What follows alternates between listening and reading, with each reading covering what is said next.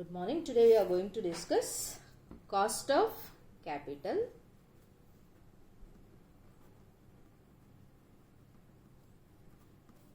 As we already discussed, the long-term sources of finance are equity, debentures,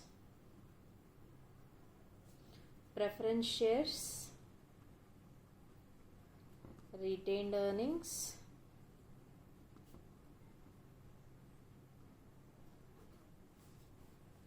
and term loans.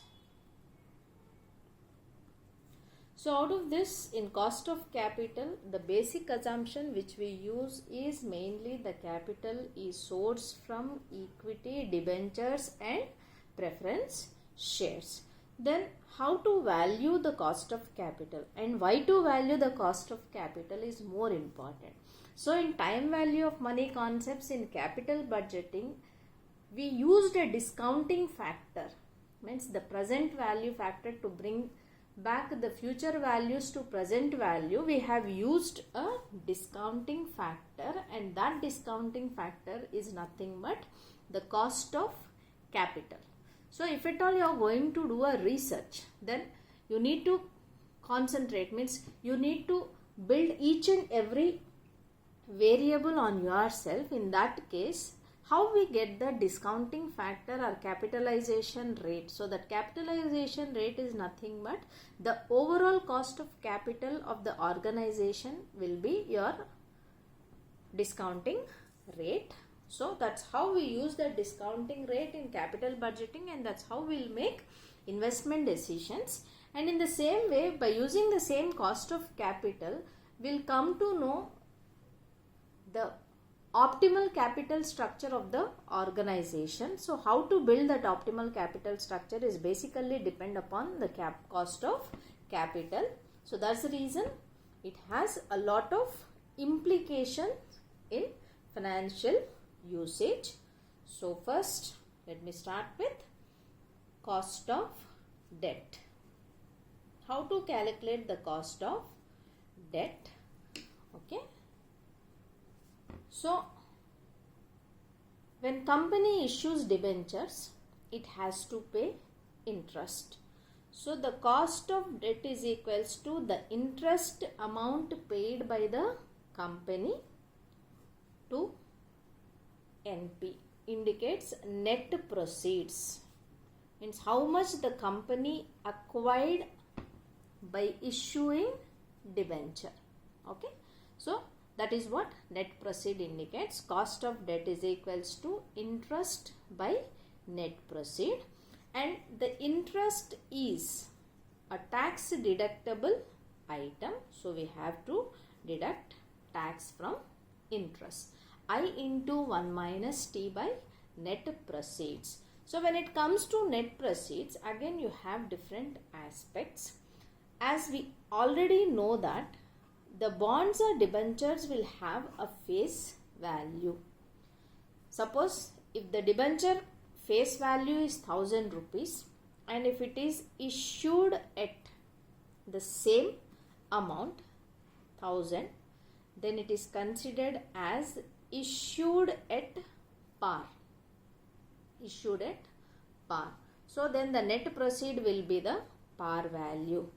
If it is issued at 900 rupees, face value of 1000 rupee bond issued at 900 rupees, then we will consider it as issued at discount. So as it has been issued at discount, the company will get only 900 rupees. If the 1000 rupees bond issued at 1100 rupees, then it is said to be issued at premium. Okay. So this net proceed indicate 900 rupees in case of discount, 1000 rupees in case of par value, and 1100 rupees in case of premium. If any flotation cost or issue cost are mentioned in the problem, then cost of debt is equals to I into 1 minus T by same net proceed, that is sale value into 1 minus flotation cost. Whatever the flotation cost will be there, we are deducting the flotation cost, and whatever the amount we will get, that we will consider for valuation of cost of debt. Okay, so this is about cost of debt. If at all the debenture is irredeemable.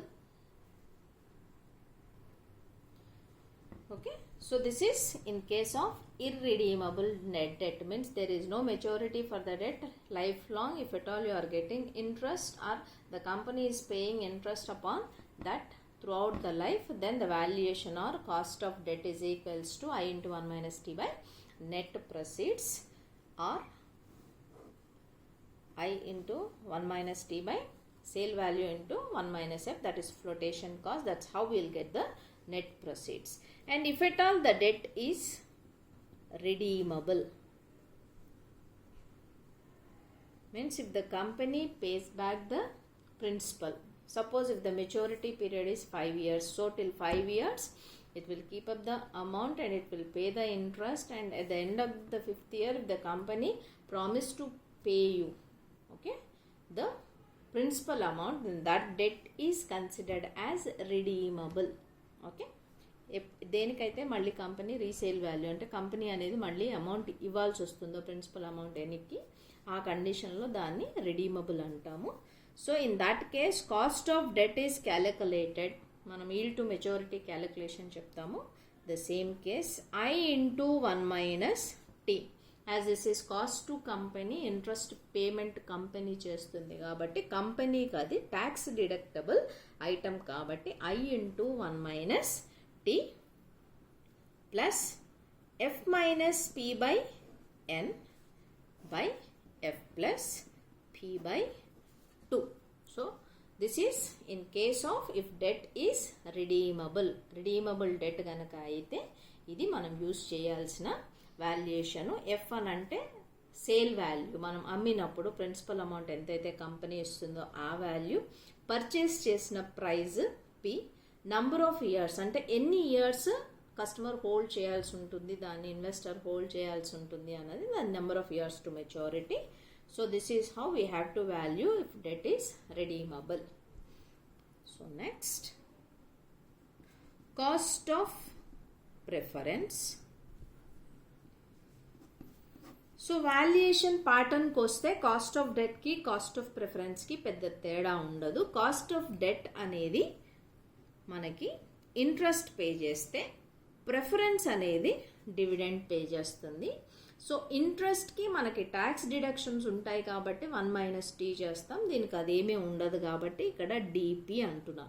Why? Because ఈక్విటీలో కూడా dividend వస్తుంది కాబట్టి ఇక్కడ నేను specify చేయడానికి preference dividend, DP indicates dividend given to preference share holders, DP by net proceeds. ఇక్కడ కూడా same case, if face value ఉంటుంది preference షేర్కి, అది పార్ వాల్యూలో ఇష్యూ చేస్తే నెట్ ప్రొసీడ్ పార్ వాల్యూ తీసుకుంటాం, డిస్కౌంట్ అయితే డిస్కౌంట్, ప్రీమియం అయితే premium. In the same way flotation cost కనుక మెన్షన్ చేస్తే ఫ్లోటేషన్ కాస్ట్ని తీసేసి that amount will be considered as net proceed, just like your cost of debt.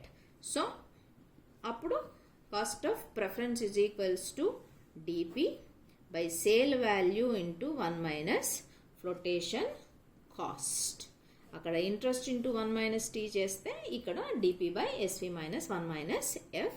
In the same way if preference share is redeemable, దీనికి కూడా ఒక maturity value ఉండి ఆ maturity value clear అయిపోయిన తర్వాత ప్రిఫరెన్స్ షేర్ హోల్డర్ కనుక అతను కట్టిన ప్రిన్సిపల్ అమౌంట్ కంపెనీ ఇవ్వాల్సిన సిచ్యువేషన్లో అప్పుడు cost of preference is equals to dividend, preference dividend plus value of preference at the end of the maturity, purchasing price of the preference by number of years to maturity, or ఎన్ని years మనం దాన్ని hold చేస్తున్నాము అన్నది concept. So this is how we have to calculate redeemable preference share cost. So cost of preference DP by NP, irredeemable అయితే redeemable అయితే మనము yield to maturity కాన్సెప్ట్ని use చేసి DP plus FP minus PP by N by F plus PP by 2 ఇది చేస్తే preference షేర్ది వస్తుంది.